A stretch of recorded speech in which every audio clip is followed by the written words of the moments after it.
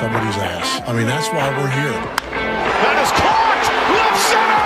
Reds win! And this ball is launched. High and very deep to right, long gone. It's second of the night. Ellie De La Cruz. Short lead for Pena. Larkin drills it. Do you believe this? It's going to be gone! Back to back! Walk-off home runs! How about this? He's back! He's back! He's back! And a swing and a drive! Deep left field! This one belongs to the Reds! Swung on and hit deep to left field! That ball is going to be gone! Home run! And the Reds put it 5-4! Goes to second one. Around to first. Got a double play! And the Reds sweep the Cubs. Breaking ball. Hit high. Hit deep. Way back there. And gone! Into the second deck and left. Christian Encarnacion Strand walks it off. Karcher does it in his major league debut. He gets the final 3 outs, and the Reds get an extra inning win. A thriller 5-4. Swung on, fly ball, hit the deep right field. That ball is gonna be gone. A grand slam home run by Mike Cameron. 2 outs, 2 on. Reds down by 1. Larkin down the line. This will win it. This will win it. Here comes Tucker. Here comes Steins. Larkin's won the game. Barry Larkin gets mobbed. Look at this scene. It's synergy. The stretch, the pause and the pitch. And a line drive, base hit left center field. A single for Aaron Boone. And this one belongs to the Reds. The Reds have won 8 in a row. Kobayashi with a long look turns it loose and Dunn hits it to deep right. It's all over. And this one belongs to the Reds. The Reds have won their 5th game in a row. They've defeated the Cleveland Indians on an Adam Dunn 3-run home run, 4-2. In on the corners at first and third. 2 on, nobody out. Here's Royce Ring pitching, no bunt. Ground ball by the third baseman into left field. Jay Bruce rounds third. This one belongs to the Reds. That's it pretty good. Guess what? He doesn't need speed. That's gone. He's the king of the Queen City tonight. With 1 out here in the 11th inning, you sure got to go now. Swung on, pull down the left field line. That ball is going to get the winning run in. Here comes Jay Bruce rounding third, heading toward the plate. And this one belongs to the Reds. Huge situation for Votto. Why you paying the big bucks to deliver the goods with 2 outs in the 9th inning? Can he do it? In the gap, right center field, and Votto delivers the goods. Hit deep center field. Hank Hill going back at the warning track. Oh, he gets one. It's gone. Joey Votto is delivered. What's up, everybody? Welcome on into the Chatterbox Reds live stream for June 24th, 2025. And everyone, Jacob Doyle says it best. It's Chase Burns Day here in Cincinnati. The overall second pick last year in the 2024 draft. And the Reds' top prospect's going to be called up tonight to face the New York Yankees. I know I'm hyped. Everyone else is hyped. Ricky, how are you feeling tonight? I'm feeling great, man. This is almost on par with the LA debut. This is awesome. Yeah, you say the LA debut. That's the last debut I can think that had this much hype. The best pitching prospect probably since Hunter Green for the Reds. Also the second pick. A little bit of a coincidence there, but yeah, I'm just so hyped to see Chase Burns. Wasn't sure when we'd see him this year or if at all, kind of at the beginning of the season, but because of some injuries for the Reds, he's going to be called up tonight, and he's going to be facing a tough lineup here with the Yankees. But speaking of that, Ricky, if I had to ask you on opening day if Chase Burns would be called up on June 24th, would that be earlier or later than you expected? I think it's a little earlier. I was expecting maybe towards the end of the season, if that, maybe come into spring training next year and just earn it outright. I think with the injuries to Rhett Lauder and obviously Hunter Green and, just the pitching depth in general, having to sign guys like Wade Miley and stuff coming up, it kind of put a little bit of a rush to it. But I mean, it's not a rush when you've pitched the way you've pitched, and he's earned it. Yeah, you said it best. The way he's pitched, in only 13 games in the minors, he's got a sub-2 ERA sitting at 177. over 3 levels. He spent the most time Double-A Chattanooga, where he was honestly the best. His numbers looked awesome there. And through his whole process, he's really limited walks while keeping the high strikeout numbers, which is something that obviously will play in the MLB. His stuff is good enough to play in the zone. So if he continues that, I expect a lot out of him. But here in his first start, obviously there's going to be those nerves. You're playing the Yankees. You got Judge, you got Bellinger, you got Goldschmidt, all those guys that you're going to be going up against. So a lot of nerves. But if he gets through this first or second time through with, 1 earned run, maybe 0, I think he's gonna ease in, and you're gonna see that triple digit fastball, that filthy slider.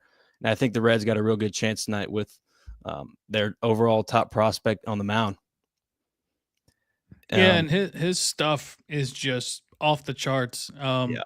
I read an article this morning about him, and the way his arm he has a high release on his pitches, and it's kind of comparable to prime Justin Verlander.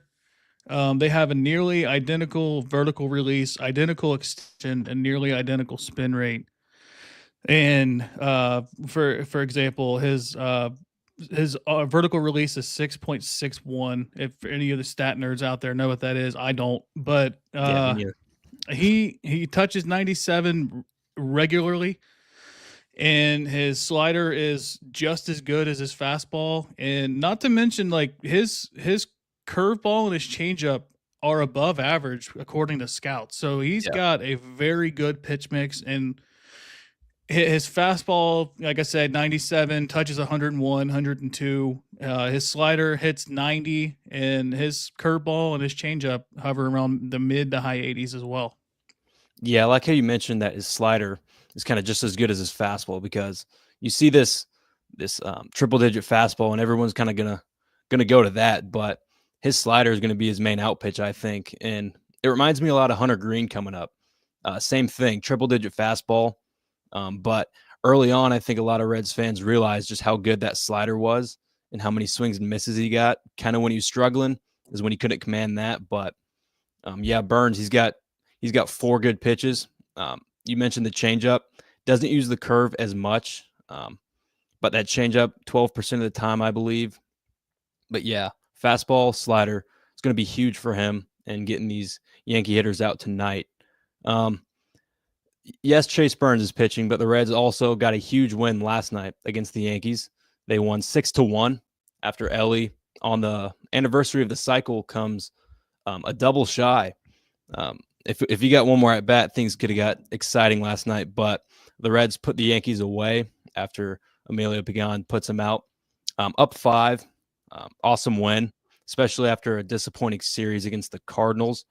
But Yankees, top 5 team probably in the whole MLB. So being able to get this game 1 series victory, or not series victory yet, but just game 1 of the series, it's huge, Ricky. Yeah, and it was overall a great game from a lot of guys in the lineup yesterday. You had Friedel going 2 for 4. McLean didn't get a hit, but he got a walk, and he scored a run off that walk. And Ellie going 3 for 4 with the home run, like you said, and almost a one at bat away from a potential cycle. Sear going 2 for 3. Lux with the home run. Stevenson going 2 for 4. I mean, guys were hitting all the way through the lineup, and it's a sight to see. And when this lineup gets going, games like this will happen. And with our pitching staff, hopefully with Burns being that spark plug that kind of gets us going again, and with the addition of Hunter Green coming back, hopefully within the next, 3 weeks or so, 4 weeks, maybe, hopefully. That's good. It's great. And like with Lux hitting that home run, with the heat and the humidity in the ballpark, like the balls are going to start flying out of the ballpark. And that's just, when we score more than 3 runs, we have a really good chance of winning the game. That's very true. This offense has been hit or miss, but last night, definitely a hit. We didn't mention Nick Lodolo, kind of a grinded out performance. Only went 4 1/3 with 96 pitches, but the one blemish on his outing was that middle fastball to Aaron Judge, his only earned run. The Reds' only run they gave up the whole game, but Yeah, he just really grinded out that performance last night. His stuff wasn't great. A lot of pitches and not a lot of innings, but to only give up 1 earned run against this good Yankees lineup is definitely a great thing. You're glad to get out of there, but I'm going to wish we see a little bit more efficiency from Lodolo. He's looked a little bit great start to the season, but ever since then, he's looked a little bit shaky. Why do you think that is from Nick after that strong start from the season? I think maybe some of it could be just where he's pitching more. For the last couple seasons, he hasn't pitched, we're not far into the season right now, but he hasn't pitched as many innings typically. 2023, his last start was in May, and I don't believe he came back. He may have pitched a game at the end of the season, but in 2024, he had the blister issues, and he's actually pitching every 5th day right now. And kudos to him for that. And hopefully it's just a little rough patch in the road and he can kind of get back to who we think he can be, because he does have the potential to be the number 2 on this team. And if he is, you have Hunter Green, Nick Lodolo, Andrew Abbott, and Chase Burns as your 1 through 4. And then a combination of Nick Martinez or Brady Singer as your 5. I mean, that's a really legit starting 5. Yeah, it's really dominant. Shifting from one Nick to another, Nick Martinez, I was really impressed from him last night. He only gave us 1 inning, but it's just kind of how he's still in this rotation right now. He's slotted, I believe, to pitch on Friday against the Padres maybe, but just on his off days, being available to pitch is something you just don't see, especially from the Reds' highest paid player. Yeah. He doesn't have to do that. A lot of guys who get paid north of $20 million will just say, I'm a starter, I'm going to pitch every 5 days. But I think Nick Martinez is really all about all the right things. He wants to win, and he looked really good out of the bullpen last night.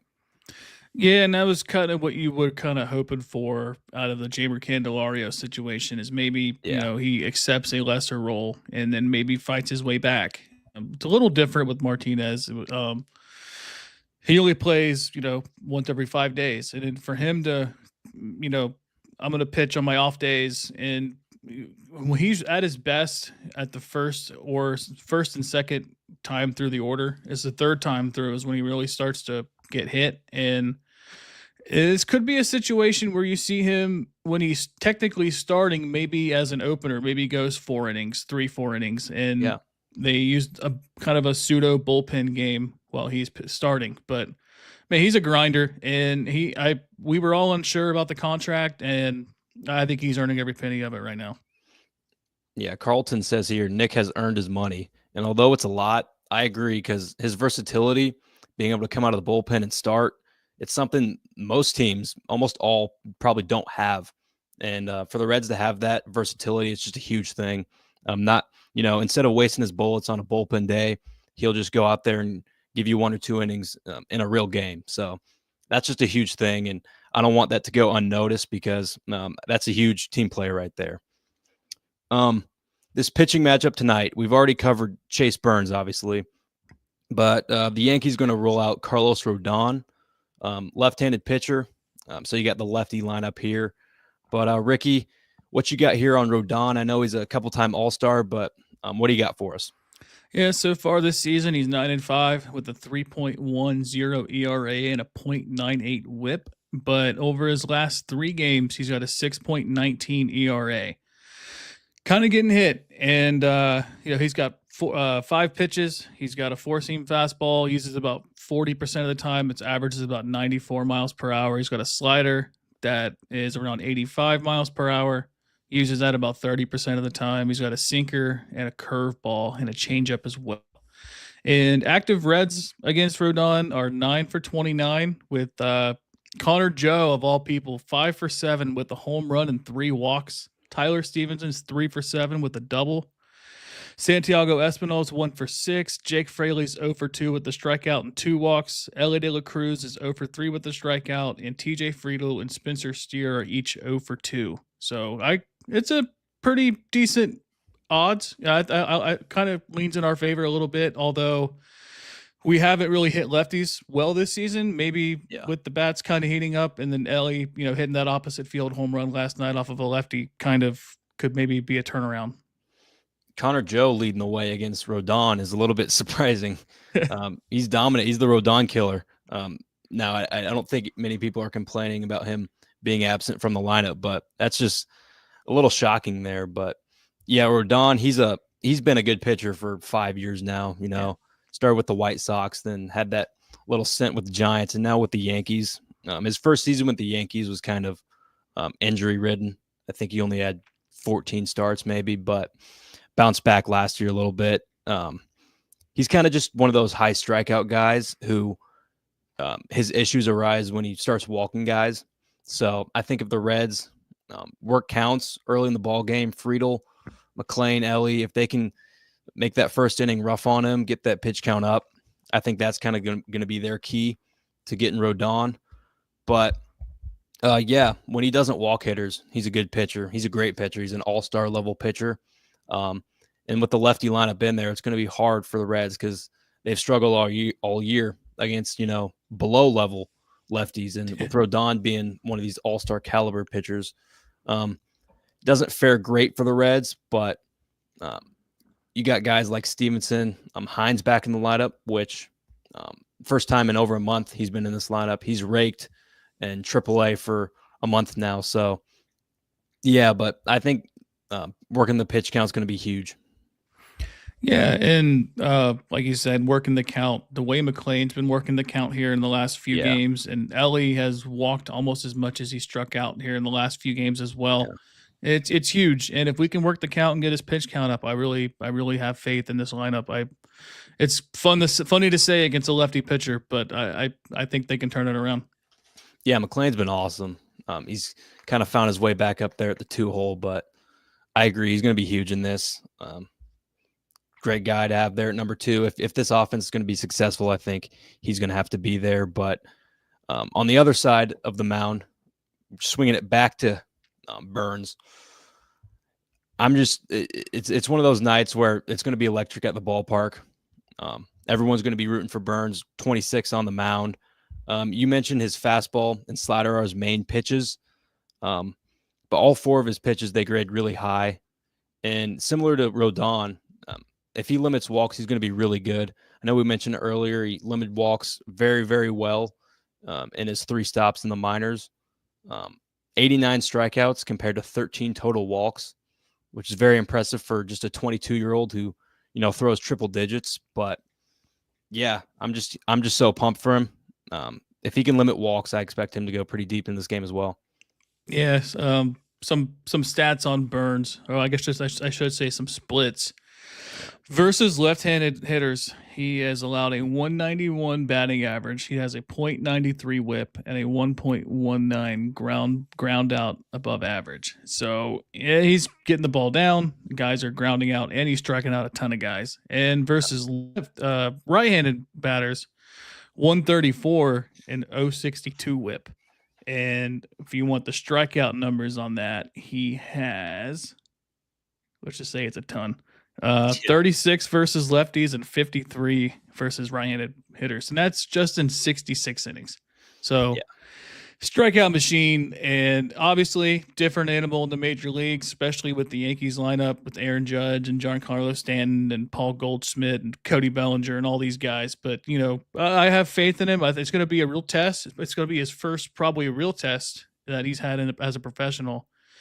And I have faith in him. I think he's going to get us through a solid game. Do you have any predictions? Like, do you think he'll have a pitch count or anything? Because I know not pitching last year, he's kind of worked his way up. He started out 3-4 innings, and then he's had a couple 7-inning games and a couple 6-inning games here lately. Yeah, you see that a lot with guys, rookie pitchers coming out of college, pitch counts. Abbott kind of comes to mind in 2023 when he kind of hit that wall. But I wouldn't say there's going to be a pitch count tonight with it still being June. College baseball season just ended. So it's not like last year at this time he wasn't giving it his all. I think when you start hitting August or September is maybe when that'll start to hit. But, yeah, I wouldn't expect any limits on that tonight. Wouldn't be shocked, but Do you think there would be? I'm not sure. I wasn't sure if they were Yeah. going to maybe go like 4 innings or something, but I know with like the bullpen the way they have been, I wouldn't be surprised if he goes out there and throws 6. Yeah. What do you say we get into this lineup tonight? We've had a lot of pitching in this show. Switching over to the hitters tonight. What sticks out to you in this lineup? Maybe a player or a lack of a player in the lineup. Like we said, Connor Joe not in there, but what kind of sticks out to you in this lineup? I like having Reese Hines in there, especially versus the lefty. It's a whole lot better than having Gerrit Hampson in there, who was just actually claimed by the St. Louis Cardinals on waivers today. Yep. So sayonara, Gerrit. But Reese Hines, him in the lineup, and having Stevenson and Trevino both in the lineup. I like having them in there. Yeah, I agree. It's hard to ignore what Ellie's been doing at that 3-hole. His last 30 games, he has a 1065 OPS with 10 home runs. His slug has just completely skyrocketed since the start of the season. He had a rough start to his slug, even though he was still getting hits. His average was looking fine. The OPS was a little bit lacking because he wasn't getting those home runs, those doubles, even those triples that he's starting to get here recently. One last night, but 10 home runs in the last 30 days is really impressive. There's no reason he shouldn't be starting in the All-Star game.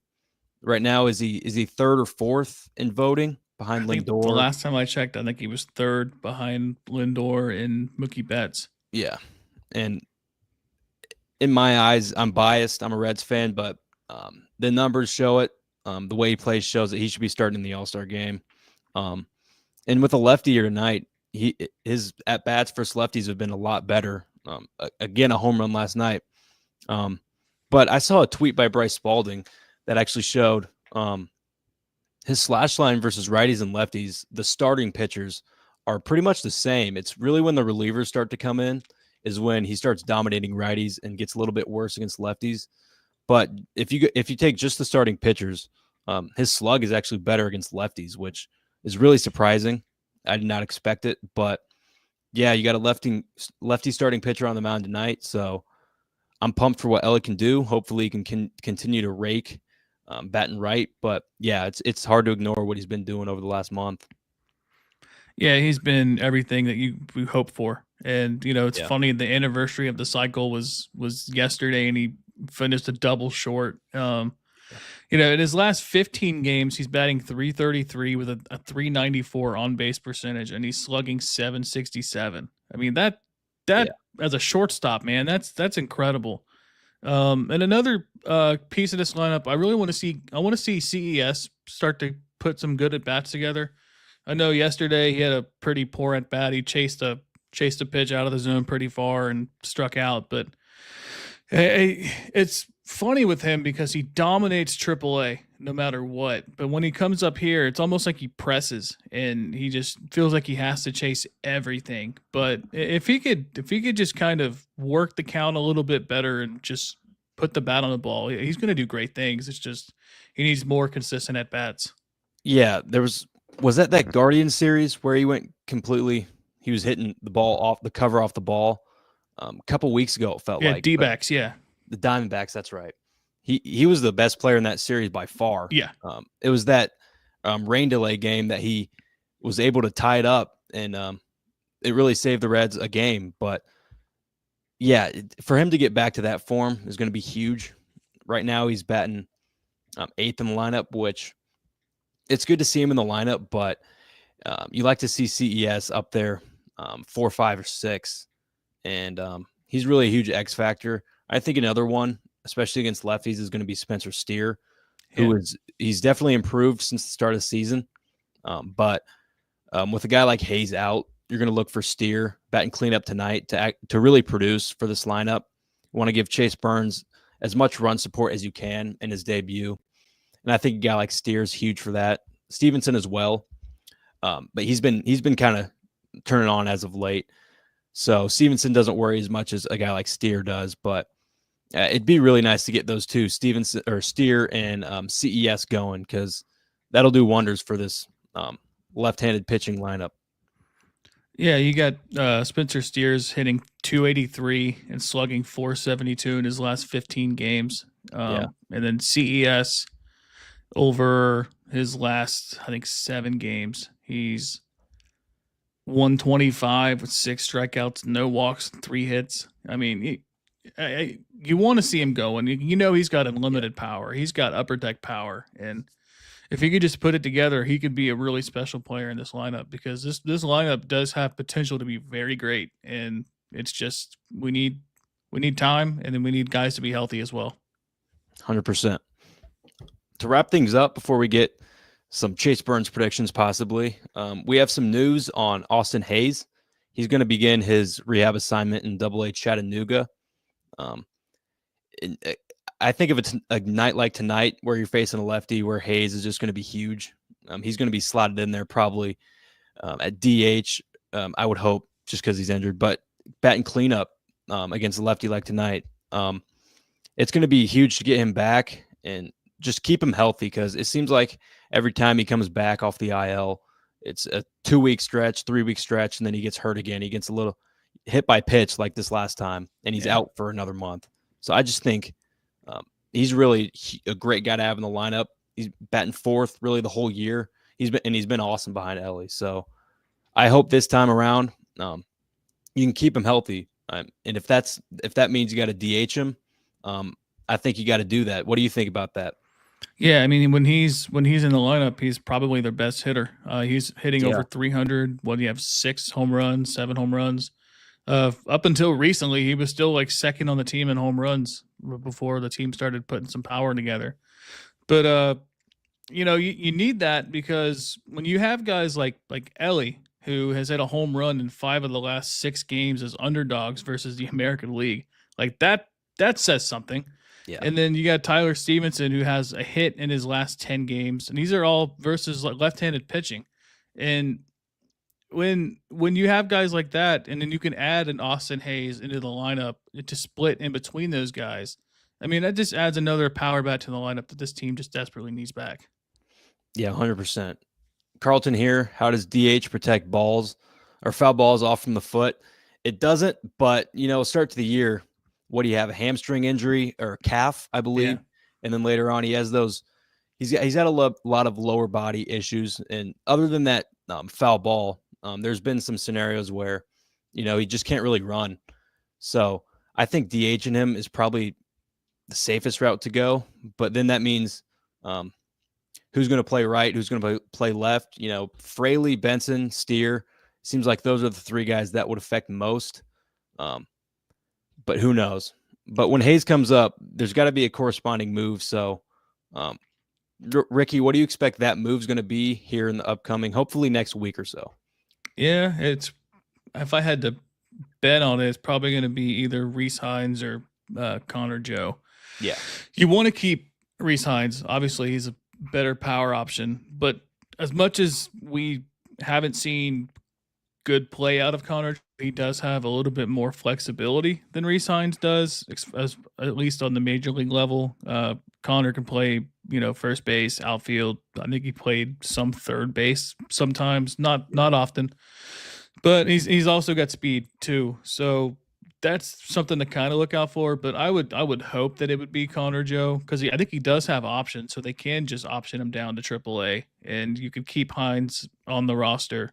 But then, you also don't want to waste Hines and not get him at bats, because it seems like they just throw him out there and just expect him to do this crazy hit home run, hit a double, or whatever, and then they don't play him for 4 or 5 games, and then they expect him to stay hot.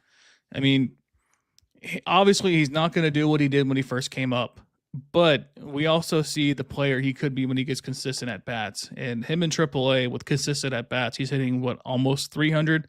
With I think double digit home runs. Like he can be a really great player. It's just he needs at bats. Yeah, you mentioned earlier how whenever CES is in AAA, he just absolutely rakes, and the same thing kind of goes for Rhys Hines. So you got to give him some leeway at the big league level. And you say Connor Joe, he can kind of move around first, third, and they've been kind of trying to get Rhys Hines some reps there at first, which I always come back to that. it's probably too early to do that. You don't want to risk, a couple errors a game because you got balls coming in hot at first, and you got a lot of different responsibilities. So who knows? But I think getting that extra position is just going to be huge. Having flexibility can keep Rhys Hines up a little longer than a lot of us want him to be up for. So yeah, and he also came up as a third baseman. So I don't think anyone wants him to take balls there at the hot corner. We see CES doing that, and he's looked fine there. But first is a little different than third. But yeah, Hines is going to be awesome if we can keep him up and he continues to rake. But yeah, you can't expect home run every night out of him and then sit on the bench for a week. So it's a tough situation that Francona has to manage here, but in the lineup tonight. So we'll hope for a good game out of him. To wrap things up tonight, Ricky, you got a little bit of a prediction for Chase Burns tonight? I just hope we can get 6 innings and just keep it under 2 earned runs. Yeah. I would like to see 6 innings, 2 earned runs, and maybe he touches double-digit strikeouts. Yeah. And I know before the show we talked a little bit about the viral video from Tennessee, kind of coming off the mound. Yeah. If we can have a moment like that, kind of a high leverage spot, or as high leverage as you can get as a starting pitcher. Yeah. If he can get out of a little jam and show the crowd his emotion, I think that'll be awesome. But yeah, 6 innings would be amazing for an MLB debut. Limit the runs. Hopefully we can get run support from this Reds lineup. But the main prediction I want tonight is just a win, get a series win against the Yankees, especially after that disappointing series against the Cardinals.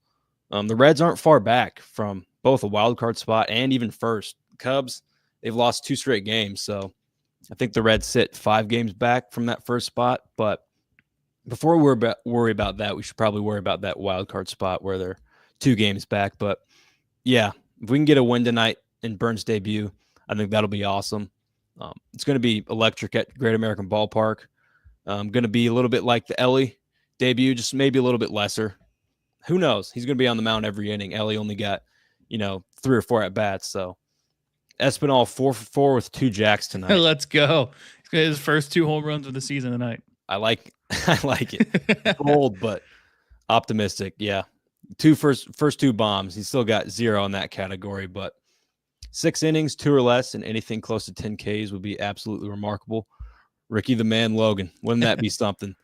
Yeah. 10 Ks would be amazing. Double-digit strikeouts in his debut. But, yeah, let's get a win for Chase Burns' debut tonight. Nothing will be better than adding that win column up to 42 and 38. But, Ricky, it's going to be a fun one tonight. I expect some heat from Chase Burns tonight. Let's hope we can reach triple digits. Hope we can reach double-digit strikeouts and a Reds victory. So what do you say we get out of here and watch Chase Burns carve up some Yankees? Let's do it. Go Reds. Go Reds.